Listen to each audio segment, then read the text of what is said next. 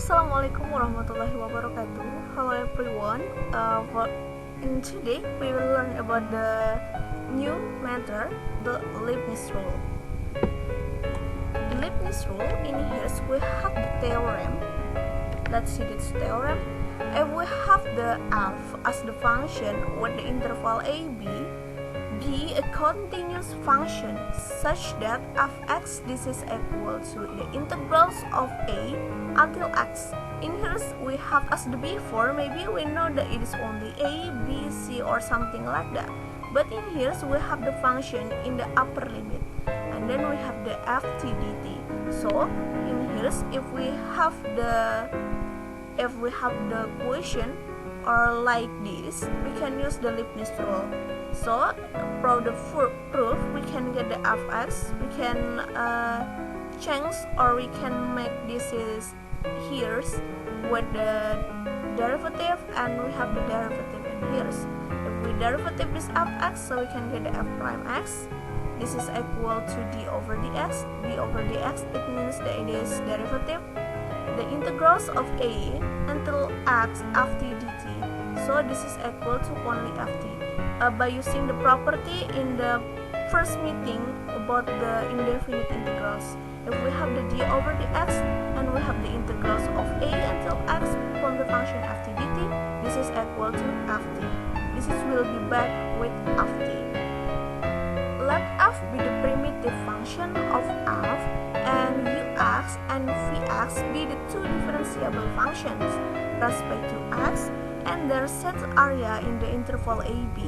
So we can see that if we have the integrals in upper limit and the lower limit is the function. So this is the function and this is the function. And from before we know that it is only the upper limit as the function, or we can see the x is x. And then from the before we only have the a and b, or upper limit and lower limit. This is only a or b, or this is constanta. So in here we know the upper limit and the lower limit is the function ux, then this is the function vx. So if we want to integral this ft dt, it means that we have the f with the big letter of fx in here minus f, and then we have the ux in here by using the fundamental theorem of the calculus. And then from here we can make derivative both of sides. In here we can d over dx, and for this we can derivative this function with d over dx. So if we want to make this derivative, it means that we have the f with the f prime, and then we have the fx is equal to fx, and then we have the derivative of fx, right, with dv over dx. By using chain rule, we have the f prime x, and then the derivative of fx is dv, vx is dv over dx. And then by using the chain rule again, we have the f prime x, and the derivative of ux is du over dx. So it means that we have the f prime in here, so we can change with the small letter, right, as the definition of the indefinite integrals we have learned before. So we have the f vx dv over dx minus f ux du over dx. So in other form, we can get the gx. This is equal to the integrals of ux, vx, ft dt. In here, we have this is ux, this is vx, and ft dt. We can symbolize with gx. So if we derivative this function gx, so we can get the g prime x, and then the derivative of this function d over dx, the integrals of this. So the conclusion will be g prime x, and then for this we can get the f vx dv over dx is f prime x, f ux du over dx, this is equal to u prime x. So this is the conclusion of the Leibniz's rule.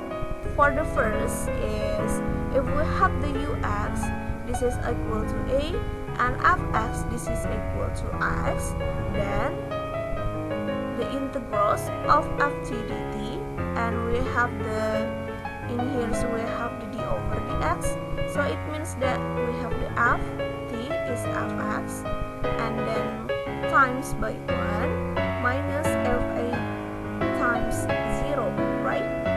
As we have the only fx. We have the integrals of a until x ft dt, and the derivative of this is equal to fx. For the second, if we have the ux, this is equal to x, and vx, this is equal to e, so we can get the fa in here times 0, and then x, we have the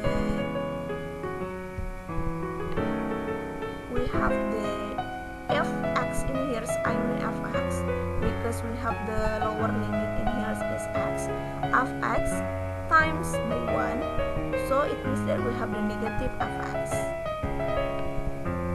For the third is, if we have the a until ux ft dt, this will be equal to f ux times du over dx. For the fourth is, if we have the vx as the lower limit and a as the upper limit ft dt, so this will be equal to negative fvx dv over dx. So we have the full conclusion in here. Let's see the example. Okay, this is about Leibniz'S rule. Let's see the examples. If we have the integral of cos t squared dt from 1 until x, and then what's the value if we have the f prime, this is equal to the square root of pi over 2. So you must remember about the formula of Leibniz'S rule. You have the if f prime x, this is equal to f vx times v prime x. So in here, the first step you must remember about f vx times v prime x, right? And in here you must define what is the ft. We have the ft in here is cos t squared, right?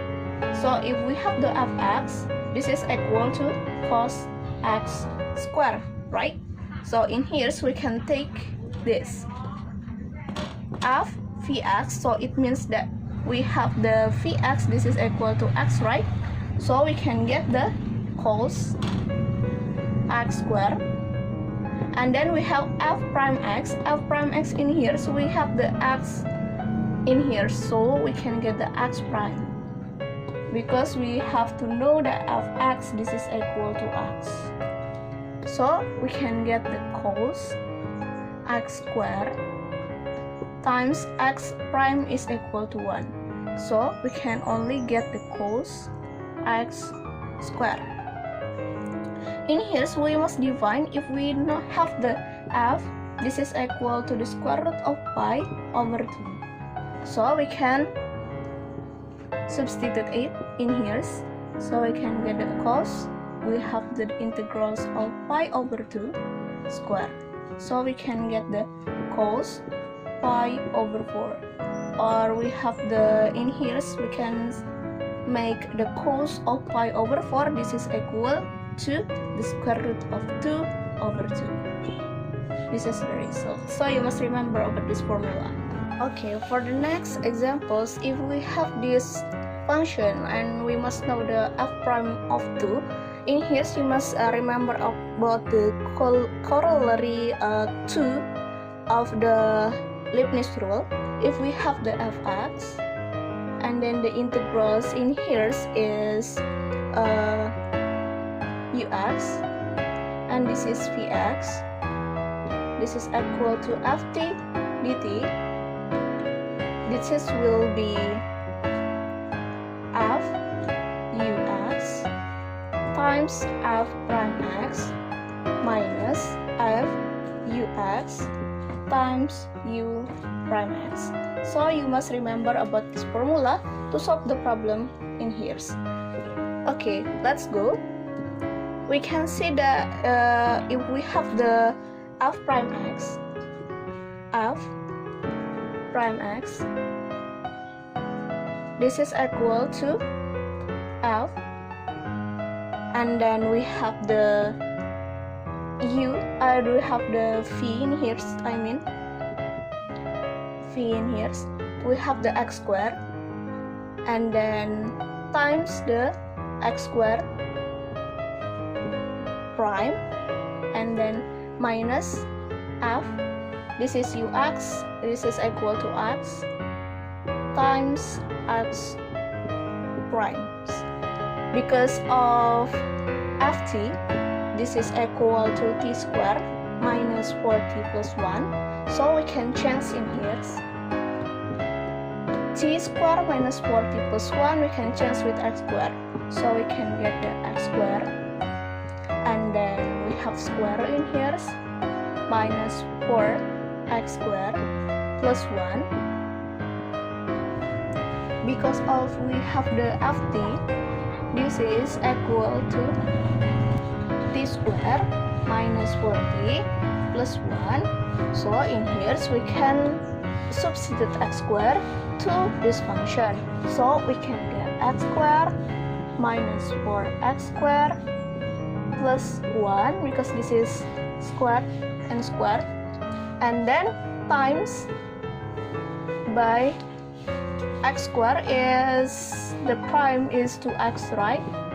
Minus, and then we can substitute with x, so we can get the x squared minus 4x plus 1 times the derivative of x, this is equal to 1. So we can continue. We can get the x power of 4 minus 4x squared plus 1, and then times 2x minus x power of 2 minus 4x plus 1. In here we have the f. In here we have f prime 2, so we can get the 2 power of 4 minus 4.